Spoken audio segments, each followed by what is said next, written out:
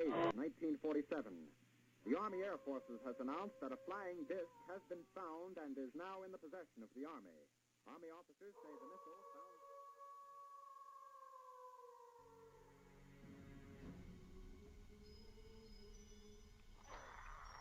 From the studios of Blackwater Media in the city of Atlanta, it's time for another edition of the Shadowland radio show. I'm, of course, your host, Dr. William Lester, and we're back again. It's amazing that we are 1 week out from Halloween, and we are now into, I guess, officially what people consider to be the holiday season. I hope you guys had a great Halloween. And here in the ATL, it is raining. I had a surprise rainstorm just come out of nowhere, and that's really cooled things off. And listen, those of you who are regular Blackwater listeners, you know that we do a lot of Dogman stories, particularly with Darkfall. You know, we have a lot of stories on the Darkfall program pertaining to people's Dogman encounters. And by the way, if you want to hear any Blackwater Media programs, you can of course listen always at the Blackwater Media Facebook page, the Paranormal Society Exchange Facebook page, but most importantly at blackwatermedia.net, where you can hear all that. But the subject of Dogman has just been one of those weird, scary, fascinating, bizarre stories, and I wanted to do a Shadowland radio show on the Dogman topic, but I really, who do I talk to? I don't want to go through this thing where I'm just, bringing on witnesses. I wanted to go to the top of the mountain, and so I went to the North American Dogman Project and approached Mr. Joedy Cook. And he's going to come on in a minute and talk to us about this creature. But I want to just give you guys a little background on Mr. Cook. Of course, he's a retired U.S. Army and Iraq War veteran, so thank you for your service to our country, of course. Very active Dogman and Bigfoot researcher in Ohio. Originally, he was a member of Cincinnati UFO Research Group, ASK, but understood that his leanings, he had a proclivity toward cryptozoology. So he's been studying Dogman and Bigfoot since 1991. He's written several books, founded the North American Dogman Project, Cryptid Seekers, as well as Ohio Center for Bigfoot Studies, the co-producer of the NADP DVD documentaries Wisconsin Werewolf, the Germantown Werewolf, and the Beast of the Land Between the Lakes. This guy does not stop. He's appeared on several television programs which discuss large primates in North America. History Channel's Monster Quest, which I liked. Sci-Fi Channel's Sightings and Encounters, and the Learning Channel's Top 10 Mysteries of the World. Destination America, Mysteries and Monsters in America. I really like that show. And again, like I said, he lives in Cincinnati, gives presentations at paranormal and cryptozoology conventions across the states and into Canada. Joedy Cook, thank you for being on the Shadowland radio show. Thank you. Love to be here. Absolutely. So let's get into this. Let's just get into this. Dogman. I first, before this term was being used, when I first got internet in the early 90s, I read a story on the primitive internet about this creature, or what we now call Dogman. And I think it was something that happened in Germany, in the Black Forest region of Germany. And I said, oh my God. And I just chalked it up to maybe this is like a werewolf story. And all these years later, I would see these stories here and there. Then, of course, I kind of tuned into Linda Godfrey's work, Beast of Bray Road and what have you. But this has just turned into this incredible thing. And so I just want you to talk about it right out of the gate. What in the hell is Dogman? Honestly, that's what we're trying to figure out. Linda Godfrey was the one I think that coined the name Dogman, which is it's a good name, and I think it's more appropriate would be Man Dog. Yeah. That makes more sense. Prior to the coin name Dogman, it's always been known as a werewolf. Right. I mean, it's always been that way. But no one knows what it is. I mean, we look in, to all the reports and stuff. We talked to all the witnesses, and we gathered and broke things down to like 3 categories: supernatural, extraterrestrial, and flesh and blood. Okay. And so it's within those 3 realms. Okay, because the amount of stories that we get as flesh and blood, are not as much as we get that are, like the supernatural part. Okay. And then towards the end comes like the extraterrestrial part. When I say extraterrestrial, it's where people have had sightings, of them, related to a UFO sighting or, close by. And that's why they believe it's extraterrestrial. But, these things go back all the way, 2,000 years in history. Correct. Where people have, had contact with them in, the Middle East and Egypt and, Syria, Mesopotamia, so it's they've always been here, but they basically, they're gone for like, 1,000 years. And then, you start seeing, getting reports of them, we got reports going all the way back to, the 1700s that, but it's just, to actually say this is what it is, it's rough. It's hard, to say exactly what it is. Yeah. I mean, me personally, yes. I mean, I didn't mean to cut you off there. I mean, me personally, it's flesh. This is a flesh and blood creature that's always been here, just like Bigfoot. It's just something that has always been here. Yeah, and I was just going to drop in, even let's just imagine that we found out it's an extraterrestrial, and I want to expound on that briefly. That still makes it flesh and blood.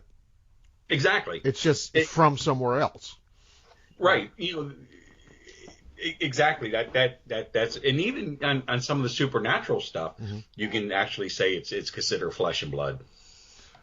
I kicked around the extraterrestrial hypothesis with respect to Dogman, based on a couple of things. Number one, it was based on some work that Linda Godfrey had done in working with a technical remote viewer. And that was the conclusion of the individual that did the analysis for her, that this was a non-terrestrial, off-world creature.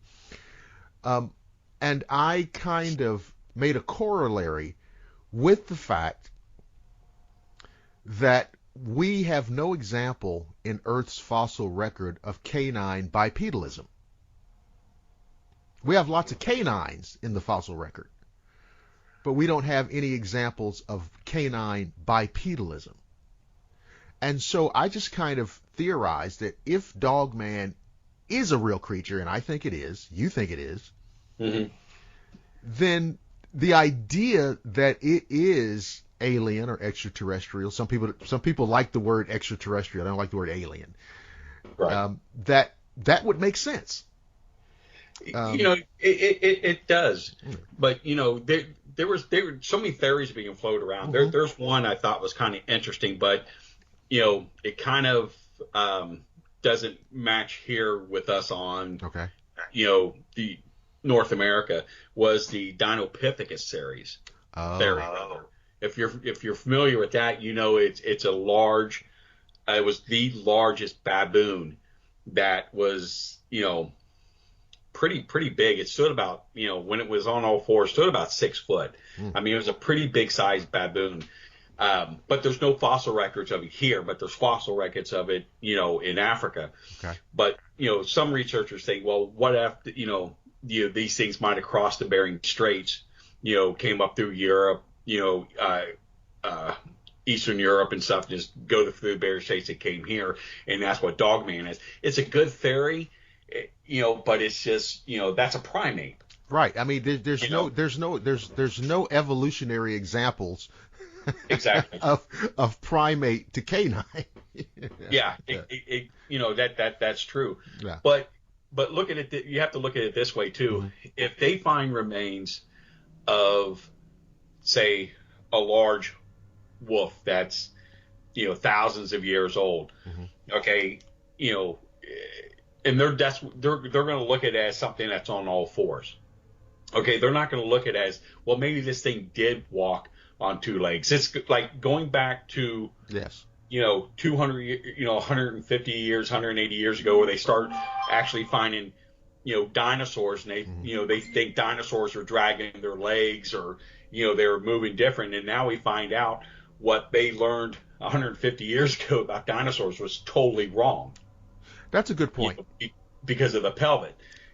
So if we find the remains of a large wolf, that's all. They're not going to look at the possibility. Well, maybe the hip's a little bit different, structure, and that's why, it didn't walk on two legs. It's just they don't want to look at what the possibilities is until it's actually someone actually looks at one and says, hey, this thing probably did walk. Mm. But with that being said, I guarantee if I had $1 million, Hmm. okay, I would lay $1 million down, and I would guarantee that somewhere in the Smithsonian Institute, there's the remains of a Bigfoot, and there's remains of a dogman Sure. sitting in a crate somewhere under some steps, in there. Because the thing about the Smithsonian, they don't put stuff out on display unless they have more than one.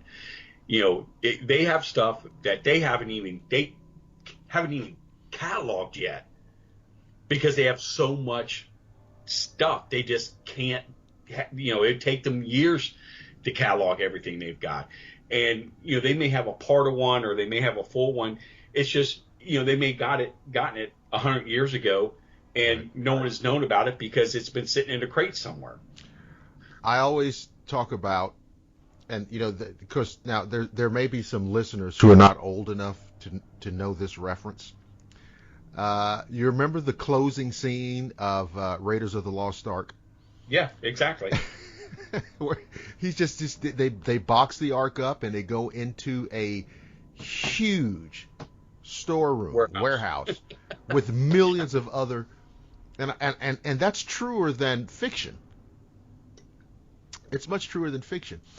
And I agree with you. And I say the same thing about, with respect to Sasquatch. They've been pulling hominoid bones out of the earth for 150 years. Mm-hmm. And just not ascribing it to this apparent North American, what some people call, I think Lauren Coleman coined the term mystery ape. Mm-hmm. And these things are found, and so when people say, well, there's no evidence, there's lots of evidence, but when these things are found, they're ascribed to other things. Exactly.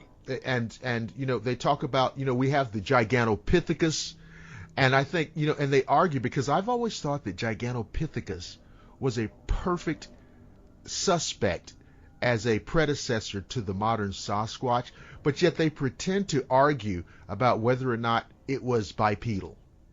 We can't tell because we just have one jaw and one hip. And so, because if it was bipedal, then we could start drawing some connections to the Sasquatch, the Yeti, and what have you. And so, I'm very glad you brought that up, because there's not a lack of scientific evidence. There's just a vacuum in how that information is disseminated. All right. But let me get back on Dogman, because I could talk about this for like 8 hours. Oh, I do it all the time. My wife, I think I drive her nuts with it. So this creature, this giant canine that has the ability to walk on two legs as well as four. I mean, what is your? It's such a horrifying idea, because you kind of get into the iconography of what we think of as a werewolf, which is a very scary thing. Mm-hmm. Can you tell us about, you do a lot of research, a lot of investigations. What's going on right now? What's going on right now? We're getting a lot of reports out of areas that we didn't get reports out of 2 years ago. Mm-hmm. North Carolina, South Carolina, Tennessee area, Mm-hmm. the southern part of Tennessee. We're getting a lot of reports out there, and people are seeing. And what's so fascinating with a lot of these sightings, they have kills with them. Where they have either a deer or they have like a small animal or something like that with them. What's so weird about this is that most of these sightings are all taking place on the side of a road. Mm-hmm. And when people are driving by, these things are not moving. They're not running. They're standing right there. One particular report was where these people are going down the road and the guy just happens to look out, his wife's driving, and he's sitting in the passenger. He just happens to look out, and here's this one on the side of the road with a deer, and it bites into the deer's neck where it's holding this deer, and he's watching it, and it's looking at him. Thing didn't move or anything. So, I mean, that's not unusual. These things show no fear towards anyone. Another really interesting case that came out of Akron, Ohio, Mm-hmm. and this kind of like really blew my mind because we have like several witnesses on this. We get this report: this woman's driving down the road going to work. So she sees a police car. There's it's a main road. There's I think three lanes on each side, and then there's like a concrete barrier going down the middle. So they're going down. She's on the the lane closest to the barrier. She sees a police car. She sees a police officer there, down squatted on his knees, and she sees this large animal laying on the side of the road next to the barrier. So she's driving by real slow looking, and she sees this large wolf. And she said it was much larger than the police officer was. Okay, she saw the high pointed ear. She saw the snout. She saw the body. She saw the tail. The police officer, she said, had this look on his face of fear when he's looking at this thing because he's covering his mouth. So she keeps on going up the road, and her friend who lives or works in the opposite direction, they usually pass each other. So she calls him and says, when you go down the road, tell me what you see going down there. So he contacts her and he says, well, they got the road blocked. There's several police officers there. There's the Division of Wildlife, and there's an ambulance. And he said, they have this animal put on a gurney, and they're putting it in an ambulance. What? Yes. And this is all taking place within 25 minutes. Okay. So, was it shot? Was it hit by a car? What? Well, they think it was hit by a car. But here's the thing. How many times have you seen a dead animal, a deer or something off the side of the road, and it stays there? Okay. Right. Now, if a bear's hit, I can see them probably moving it. But why would you bring in an unmarked ambulance and put it on a gurney and put it in an ambulance? Something that is sterile, okay, and you put a wild animal in there, mm-hmm. Everything in that ambulance will have to be sterilized for the possibility of whatever, disease or whatever this animal may have. And by the way, where is an unmarked ambulance coming from? Exactly. But here's the thing. The DNR had a pickup truck. Mm-hmm. So why wouldn't they put it in the pickup truck? Right. Okay. The media was not even allowed close to of course not. The proximity of the thing. So the media, called the police and said, can you tell us what happened for the story? Because they said, we have to refer you to the DNR. The DNR said, well, what happened to a bear crossed the road and got hit by a car? Oh, my God. And they sent them pictures. Okay, what they said, they sent them pictures of it. This is unbelievable. There's a dirt road. There's a bear laying on a piece of plastic. You see a cone next to it. You see the tags in the bear ear and the ears of the bear, and those are the pictures that they sent the media. And they would not answer the question about the ambulance, and they're saying, "What ambulance? What ambulance?" And there's like all these witnesses saw them put this thing in an ambulance. Okay, so the witnesses said this thing had no tags in its ear at all. Of course not. She said this thing was a large dog, and it was a small bear. So the picture was allegedly taken was not on this road, because this road is a paved road. And the picture that the DNR gave the media was a bear laying on a piece of plastic on a dirt road. So, something was covered up there. And I truly believe, and the witnesses truly believe, this thing was a dog man that got hit by a car. And they came in there and they cleaned it up within 25 minutes of the kill. I mean, that freaking quick. And that was like the end of the story. So we know there's a lot of dogman sightings in that particular area. We know that for sure. We got stories going back, and I've done investigations, going all the way back to 2005 in that area. Well, this is the second story that I've heard about a dogman being killed by being hit by a vehicle and having the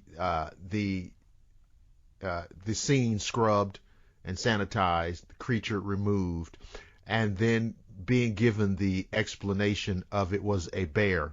It's so ironic. This is the second account that I've heard of that exact same scenario, and so we're already into the bullshit area, like what we see with UFOs and other phenomena. So, and it also tells us that officialdom, government agencies, whoever they may be, Department of the Interior, what have you, I don't know, but they're already aware of the reality of these creatures, and there is something about these creatures that warrant this level of attention from agencies within our government. Exactly, and that's where and the reason why I think this, okay, this is the apex predator, okay. To me, it wouldn't be no dangerous if there was a cougar or a bear. Okay, that's the difference we're there.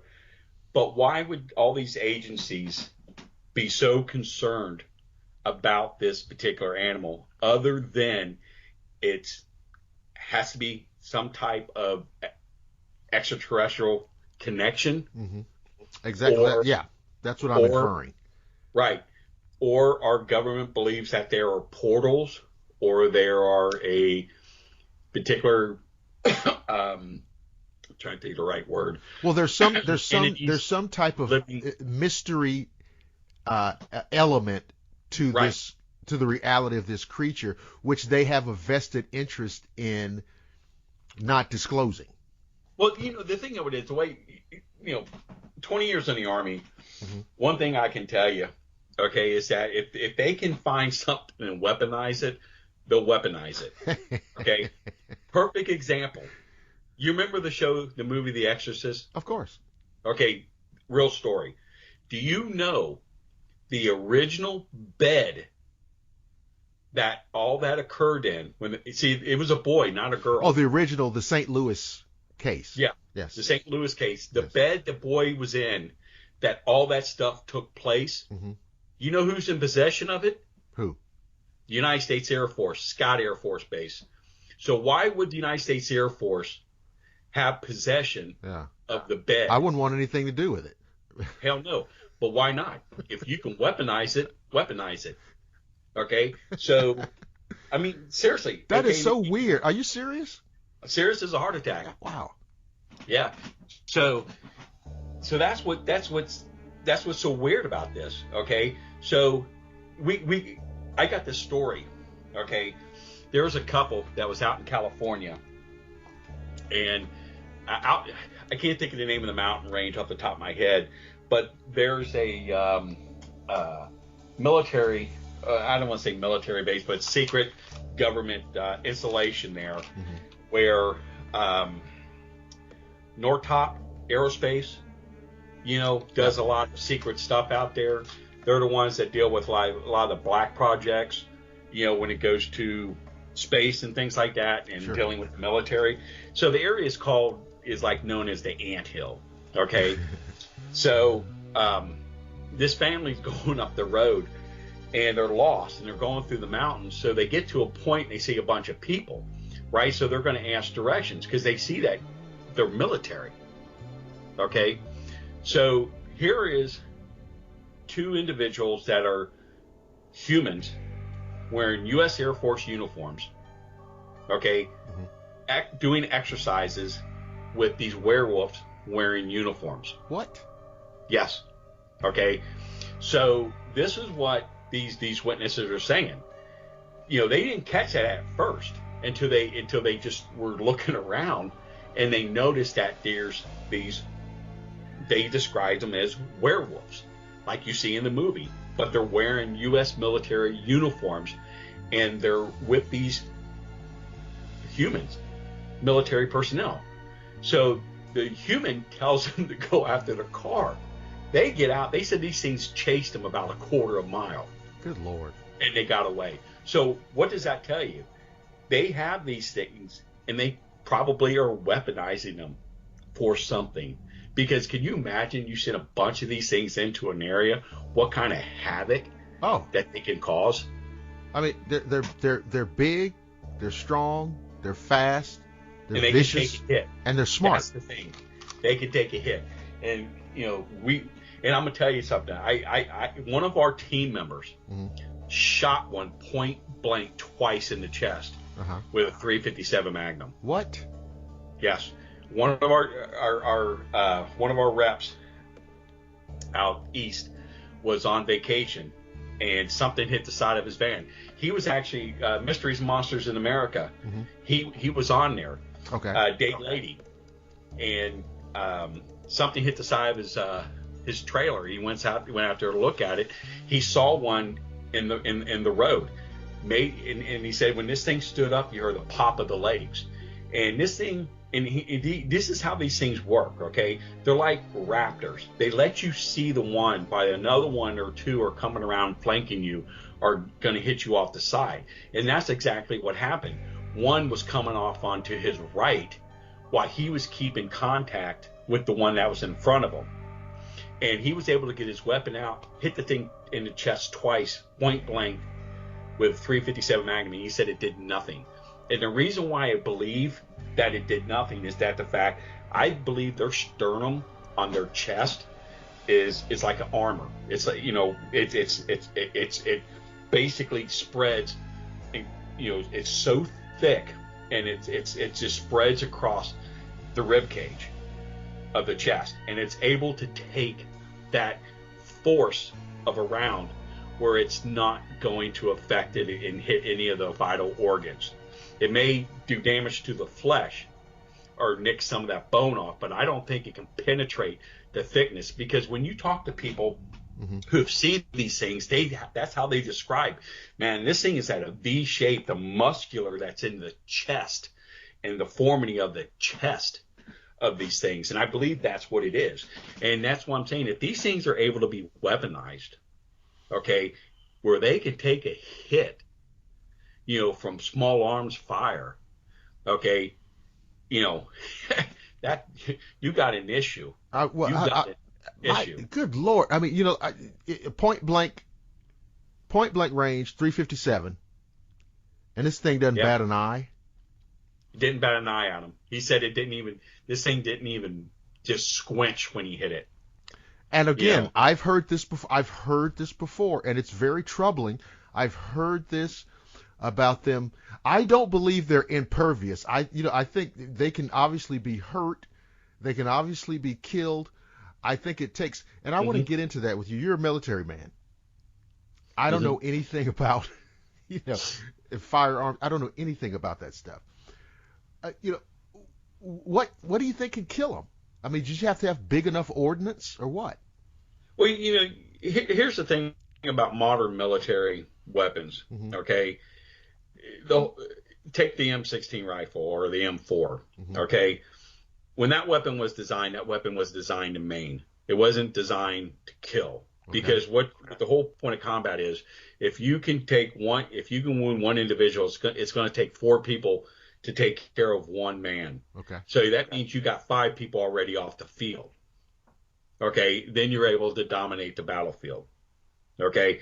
Now, as time goes on, because of body armor and things like that, the rounds change, so it makes it a little bit more deadlier than it did when the round was designed. But basically it still works the same way. You're not really out there to kill, you're out there to wound and maim in order to clear the field of combat. That's why you're trained in the Army, they always tell you 2 in the chest and 1 in the head. Wow. And the fact of it is, you always go for the head because of the body armor. Now, say when you're dealing with something like this, let's go for the kill immediately. Yeah, go for the kill. Go for the kill immediately. Go for the headshot. That's the thing. If you want to stop something, go for the headshot. That's the thing. Unless these things have a very thick skull, like a pit bull. Because years before I went into the Army, I was working for the SPCA. I was a deputy dog warden, and that was the biggest problem. If you came across a pit bull, you shoot it, and it didn't affect the dog. Okay, they kept on going. So we ended up going with a particular type of a round that had like 186 powder grade to it in order to penetrate the skull to kill the animal. So you would but when you're dealing with something like this, you have to adjust your weaponry to be able to fight that particular battle, with something like that. So a 308 or a 30-06 may not just do it. 50 caliber may do it. For sure 50 caliber, take down stuff. But with that being said, it really doesn't matter what the round is. It's basically shot placement. Okay. So, a 22. Yeah. I mean, you can take out a lot of people with a 22 if you hit them in the right spot. Right spot, vital organs or something, right? Yeah. Well, but see, the story we were talking about earlier, where clearly that creature was killed. That creature was killed from being hit by a vehicle. So we know they can, because that's maybe a a system-wide, a body-wide trauma. But exactly, they can be injured and killed. Exactly, and so I mean anything can be killed. Right. Okay. Like if this thing got hit by a semi 2,000 pound bullet going at 80 miles an hour, that's going to do some damages to your organs. And if you break bones, the chipping of the bone can cut an artery, can cut a major organ, internal bleeding, things like that. So yeah, that's going to do it. But the thing of it is, if you're face to face with one of these things, you're scared. I mean, I've seen guys in combat, right, that thought they emptied their magazine, they're emptying their magazine and throwing another one in there and then taking it out because they, they're just so scared. They're not shooting, but they think they are in their head. Wow. But that's a situation when you're so zeroed in on what you're looking at, and he would be up on you before you even just got that second to realize what's happening to be able to get your weapon up. That's the advantage of these things. It's the appearance of this thing that's the frightening, not so much what it could do to you, because you already know what it could do to you. But when you're looking at this thing right in your eyes, in its eyes, and he's already have you zoned in on him, so it just I don't know. and you just, I mean, you see what I'm saying? I mean, Yeah. it's just this thing is just so fascinating. You, you come up with more questions than you do answers, about this, Um, you know. I don't know to what level you're able or willing to comment on this question I'm going to ask you, but you can proceed as you see fit. Um, do you have situations or stories or scenarios or accounts of these things hurting or killing people? Oh yeah. Oh Okay, yeah. so to whatever extent you can, please share. Well, we've got one. We have a deathbed confession from a guy who worked with the Kentucky fishing game, Hmm. and he died about 2 weeks after we interviewed him on camera, and he contacted us and let us know what he saw. He talked it over with his children.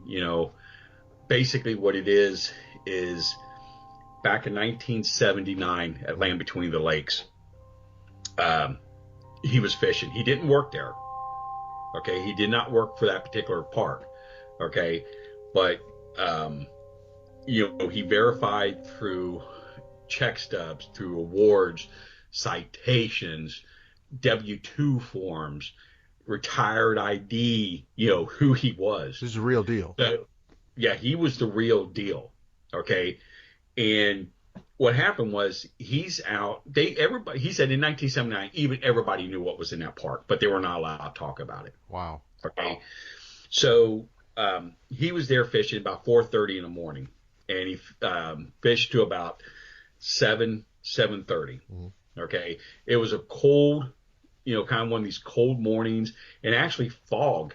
He said there was fog, which was kind of unusual. But he was coming back from there, and he was going along the coastline there because he didn't want to go out in the main, water park just in case if there was a bigger boat there that couldn't see him. So he's going, about 5 miles an hour, 10 miles an hour, just really slow, just enjoying it, So he sees a campsite, and he sees the truck, and he sees the tent. He sees, where there's, where they had their little fire and all that stuff. And then on the other side of the tent, he sees what he thought was a horse. He thought, which was not unusual for people to have horses down there. Mm-hmm. But as he's getting closer, he's realizing that this thing's not a horse, and then it ends up standing up on two legs. So he's slowing down a little bit. So I think he said it was about 20 yards off the coast, off the shoreline rather. Yeah.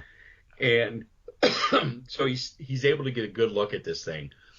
And he said this thing was, again, he said it was a werewolf. That's what it looked like. You had the high pointed ears, had the snout, had almost looked like a mane a little bit around the neck area. The legs were like a dog. He said the arms were like human arms. So he sees these two people coming out the tent, Mm-hmm. and he's yelling at them, look over there, and they're like looking at him. Like, what are you doing? They're tucking their shirt in and all this stuff. And he's like screaming at them. And he said this thing just pounced on these two people and just ripping them apart. And they're screaming. And he said, I'm watching this. And, he said, I pissed on myself. And he goes, I just went into shock, and he goes, when I finally got my senses, he says, I'm up against a shoreline next to a downed tree.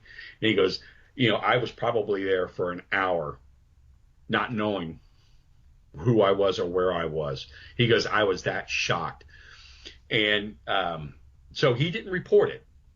Okay. I bet and not. I asked him, and I said, well, why did you report it? And, he said, we all knew what was there, and we were told we're not allowed to talk about it because if I were to report this thing, he says, I could probably lose my job, lose my pension, lose my life, one of my kids, anything, because you don't talk about it. He said they were very firm about that. Okay. But he said, I did look in the newspaper. I did listen to see if there were alleged bear attack or something like that. But he said there was nothing. He goes, I've lived with this for years. Okay. From 30 something years, I had to live with this, and I needed to tell someone because I was afraid if I died and not clear this, God would not accept me in heaven. Because innocent people died. Parents have no idea what happened to their children. It was like one of those things. I mean, he was upset, and he believed, honestly, he believed God gave him cancer, for not doing anything about this. He was that sincere about it, and like I said, he died about 2 weeks after the confession. So that's the one. I got a story from a soldier in Afghanistan that they were in the Kandahar Valley, and they were in the mountains on patrol. He heard something up on top of the hill. He goes up on top of the hill. He kind of comes to the part where he's right when he gets on top of where the hillside is. He's able to look over before he brings his whole body up, and he sees, these two dead insurgents on the ground and one standing there. And he says there's these dogs wearing body armor. What? Yeah, he said there's these dogs wearing body armor. Okay, and the one had like a sword, and he described the sword. He goes, it was kind of like the one that you saw in, the Scorpion King. Mm-hmm. Kind of, looks like a sickle. And he said that he just hit this insurgent, between the neck and the soldier, just literally shoulder, and literally cut his body in half. Good Lord. Yeah. What? Yeah, he was serious. He was, and that's not the only one I got from military personnel. There's another guy that I talked to in 2006, and this guy was military. Military can tell military by the way they talk, their tattoos, things like that. And I was at a paranormal convention I was talking at, and the hotel where the convention was held had a restaurant, a really nice restaurant and bar. So everybody was going there afterwards and stuff. And he was at the bar because he was staying at the hotel. And I go up to the bar to get a drink, and he's asking, what's all going on here, and I told him, it was a paranormal conference. And he goes, like a ghost hunter type thing. And I go, yeah. He goes, do you go looking for ghosts? And I'm like, no. I said, I do stuff on Bigfoot and Dogman. And as soon as I did Dogman, he kind of moves back and gives me this look. And he goes, Dogman. And I go, yeah, they're kind of like what people describe as werewolves. So, I asked him something, and that's when we start talking about military stuff. And we go, I'm sitting at the bar drinking with him, and, talking about the different bases we're at, different countries and things. And he goes, I think I could trust you. You're brother in arms. And he goes, I was part, and still am, part of a special operations unit. We're all former Special Forces, Navy SEALs, combat controllers, things like that. But we're civilian contractors. And our job is to recover down UFOs. Oops. And body recovery. And I'm listening to this guy, and he goes, people think that the military does that. He says, no, military doesn't do that. They'll assist, but it's us, it's us doing it. and he was telling me about this race of extraterrestrials that the United States basically got in contact with in the early 1970s. Okay. And that's going to be another story here, okay, after this. And so he says, excuse me, he said that, they recovered a downed craft, and there was X, Y, and Z, of them that was alive. It was 4 or 5 of them, and that they were very hostile, very dangerous. But he said that they were so dangerous that they would not keep them in the United States. That's how dangerous these things were. Wow. So they had to put them in a facility in South America, and they were able to take over the facility, and they killed a lot of people in there. And they got out of the facility, and I guess working their way through the jungles, and came through a village and just basically wiped out everybody in this village. So their job was to go down and eliminate the problem. Mm-hmm. So they get down there, and he goes, we had special weapons, because he said these things wore body armor. I'm like, what? It's like Klingons. Yeah, said they wear body. And traditional weapons will not, kill these things. Will penetrate the body armor. So they had special weapons, and they went down and they eliminated a problem. But he also talked about them having this sword. Oh, the sickle style? Yeah. Like the Pharaoh sword. The kind, if you look at Anubis, carry. Which was kind of odd, and I just got a story just the other day. This guy was telling me that, he has a friend that was part of this secret government organization, where they supposed to send these guys to space mm-hmm. for 20 years in the military.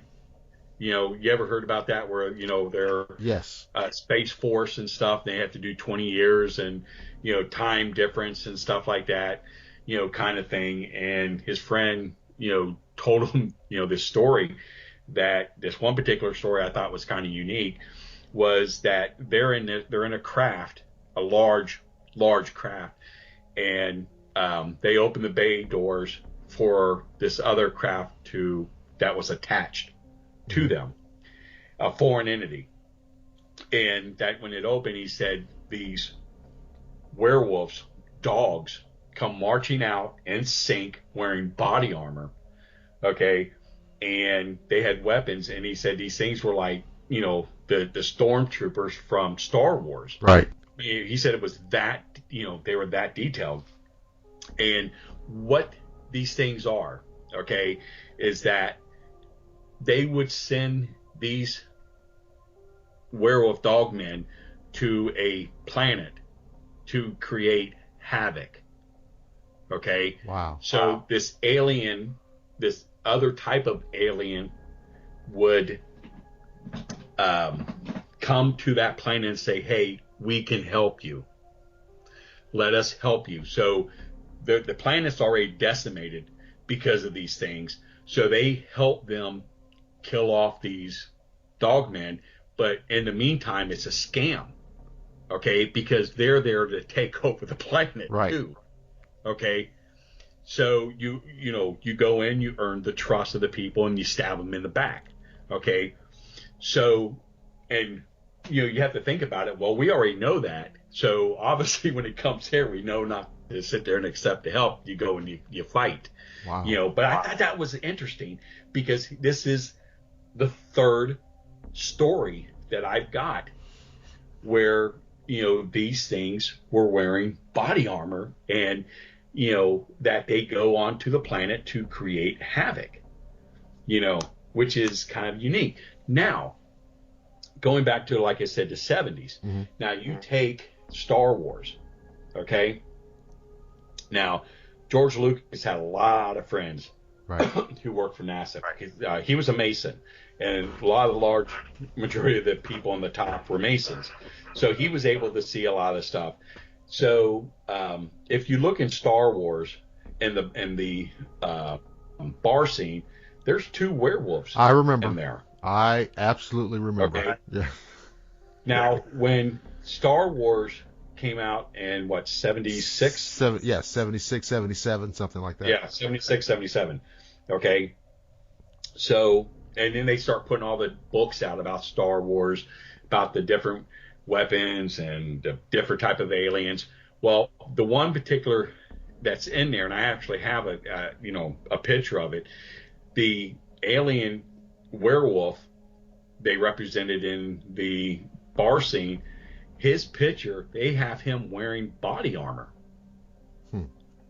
Okay, which is odd, Well, yeah, I mean, I don't remember that. I remember the character for sure. Well, he didn't wear it in the movie, but in the book of the drawing of his characteristic of him, he was wearing body armor. Okay, and there's like 2 different pictures of him where he's wearing the body armor, so, and he's part of the rebel force type thing. But I mean, if another kind of odd scenario here is, you remember Thundercats? Remember that show when we were kids? Well, the Thundercats were fighting the reptilians. Right. Okay. But the neutral species were the werewolves. See, yeah, I don't remember that. I don't know how closely I watched it, but I remember Thundercats for sure. But I just, that's remarkable. Okay, so look up episode 14 of the new Alliance. Episode 14. The New Alliance. I'm writing this as we speak, ladies and gentlemen, because I have to do some research on Thundercats. Episode 14. The New Alliance. 15, the New Alliance. And it's where the werewolves, alien species, goes and teams up with, the Thundercats to fight the reptilians. But I mean, but if you sit there and look at the whole point I'm trying to make, I mean, you look at all this, stuff of a werewolf type alien, where are these people getting this from? They're getting it from somewhere, because there's some type of truth behind it, because you just don't make something up like that. Well, no, exactly. I mean, I think that just the examples that you have given, I mean, I'm just sitting here nodding my head. Yeah, that fits. That fits. That fits. And so it would not surprise me at all, like if I found out, like tomorrow, beyond a shadow of a doubt, that there was an extraterrestrial component to this whole Dogman story. It wouldn't shock me at all. No, it wouldn't shock anybody, but Dogman that's here, okay, that we see, in stories and things like that, are these things, just, I don't want to say descendants, but maybe offsprings. Maybe these things come to our planet. They come to hunt. They don't hunt humans, but they come to hunt, and they able to blend in with wolves, and they mate with the female wolves, and their offsprings are these dogmen. And, they have, the instincts to kill from a wolf, and they have, maybe the strength, of the alien part, possibly, but they don't know the difference between prey. I mean, right. The intelligence of it or anything like that. I mean, the possibility, you can sit there and think all day about the possibility, but the fact of it is, this whole subject is so hard to sit there and pinpoint what these things are, because you cannot talk about this subject unless you talk about the possibility of extraterrestrials and supernatural, of these things, because you're just not providing the right information to people, because like I said, when you break up the stories, they're about the same. You know, it's I don't know, man. It's mind blowing. I mean, I was just thinking, you know, all of the accounts that I've heard, encounters, right? These things must be their physical strength. Is that what you found in the stories that you've heard or the witnesses? They must have extraordinary physical strength. oh yeah, oh yeah, yeah. I mean, a lot of this stuff is that they're just strong, body wise and strength. I know a lot of people, will be listening to this program, and the North American Dogman Project website. Now, I have to tell you, you have some photographs on that website that are disturbing, in my view. There are several there where it's very unambiguous. I mean, it's like, oh, there's a dogman right there. Is the images that you guys have on your website? I mean, is that pretty much the stock and trade description that like we've been talking about here, and that what you've heard from other people? So when people go over there and look at those images, say, okay, that's a dogman. Well, the thing of it is, these are just information that was sent to us. Mm-hmm. We can't possibly say that this is 100% what it is, but common sense tells you that's what it is.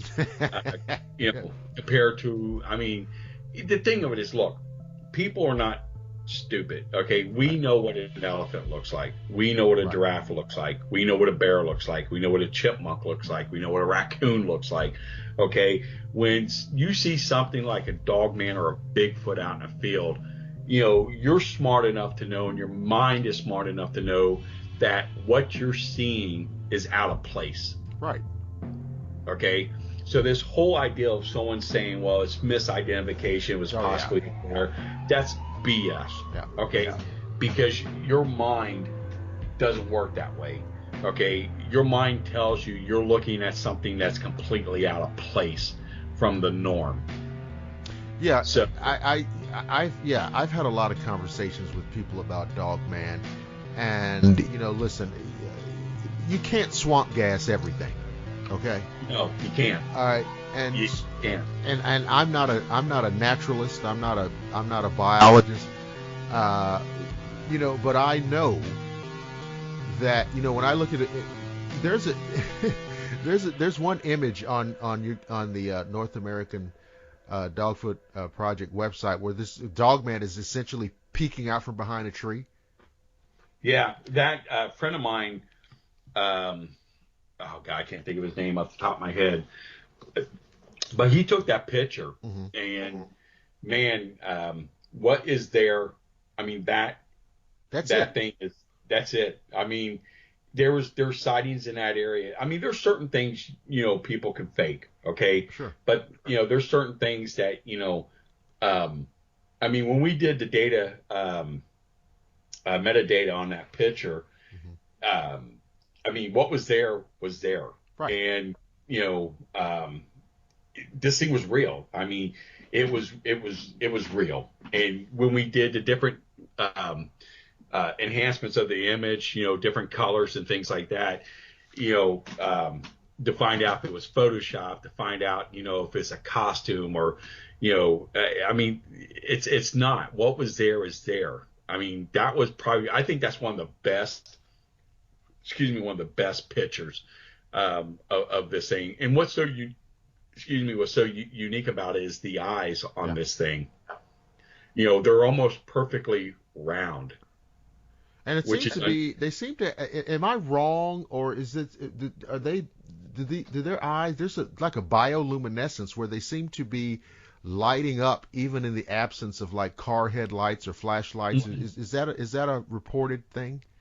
All the time. Okay. Yeah. I mean, a lot of people, and the illumination color, it varies between amber and, like almost like an orange or a red, or even, some reports a blue. And we had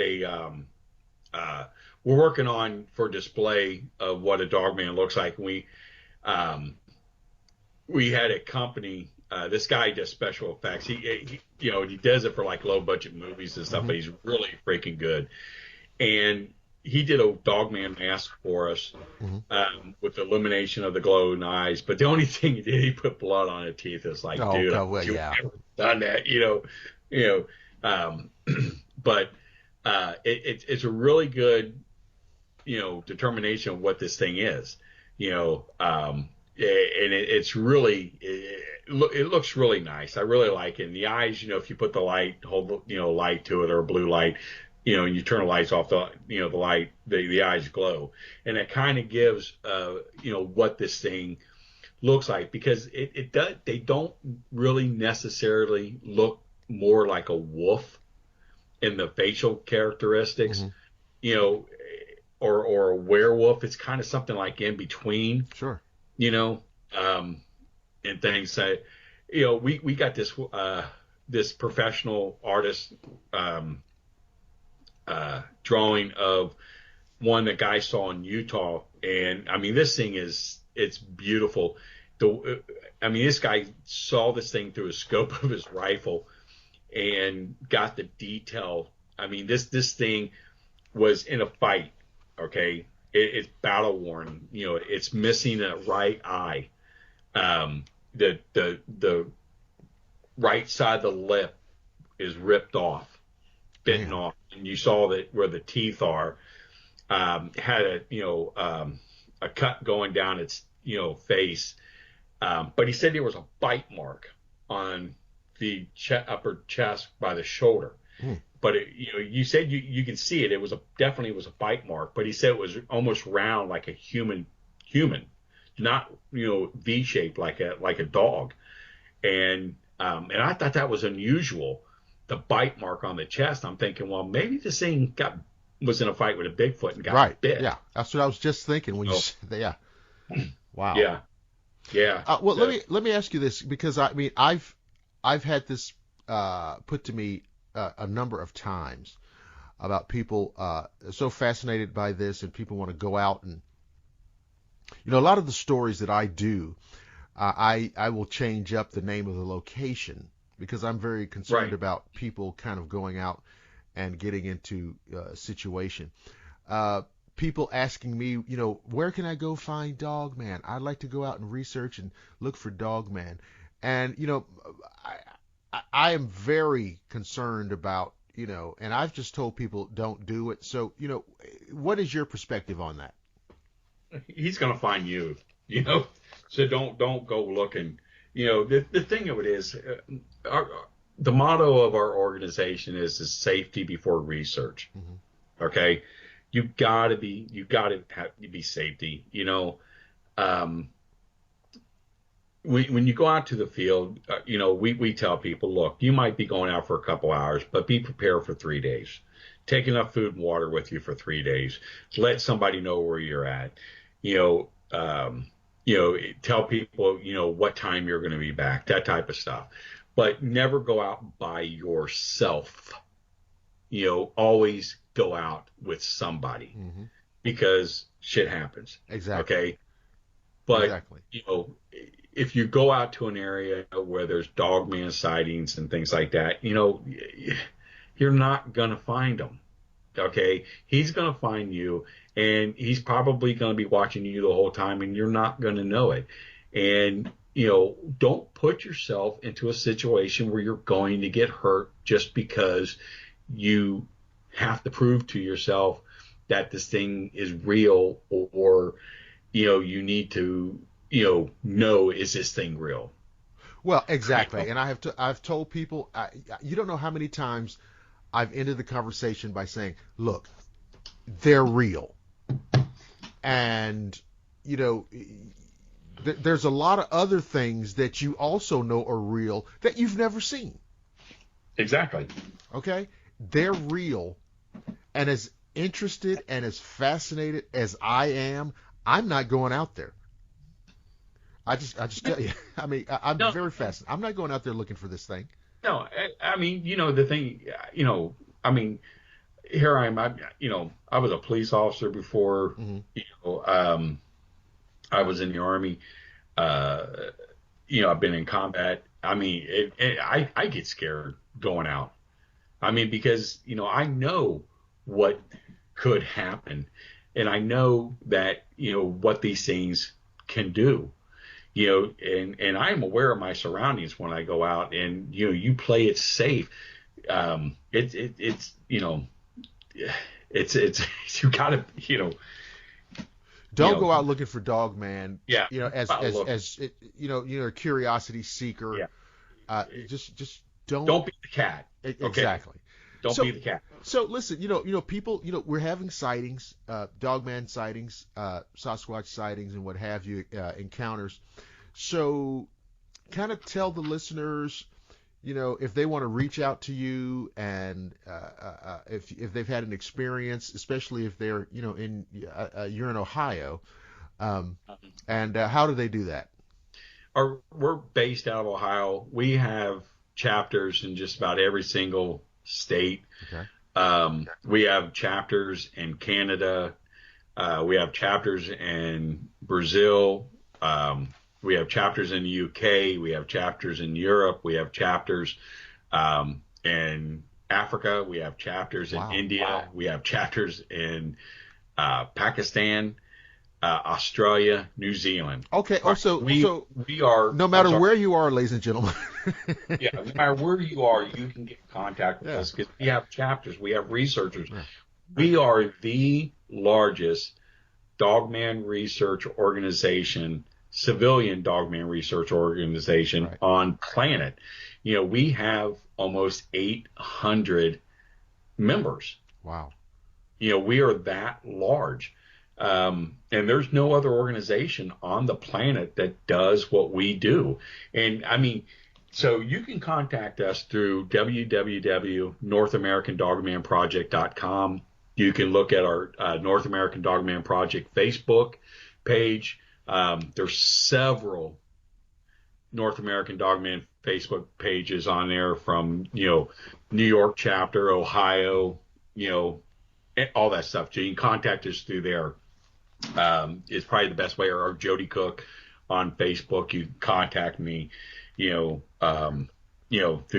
that way.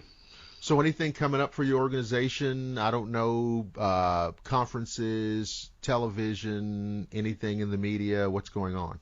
No, you know what? We're pretty much done this year. Next year, we're looking at having a conference, Dogman conference in April. We're looking at 2 locations right now, possibly where it's going to be at, but that's what we're going to be doing. As far as television, I know. We talked about a little bit about this, before, but networks, it's taboo. It's taboo to the networks, and why?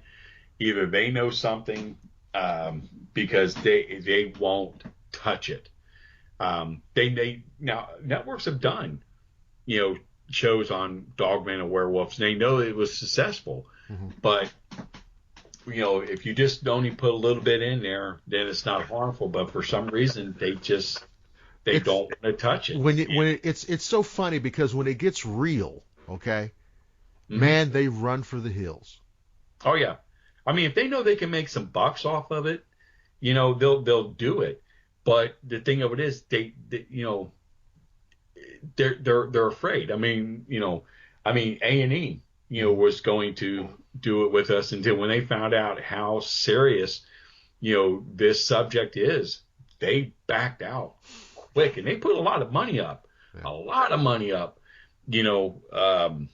when we were working with them, and we got a lot of footage, but it got real with them, and it kind of spread because the History Channel, they didn't want to touch it.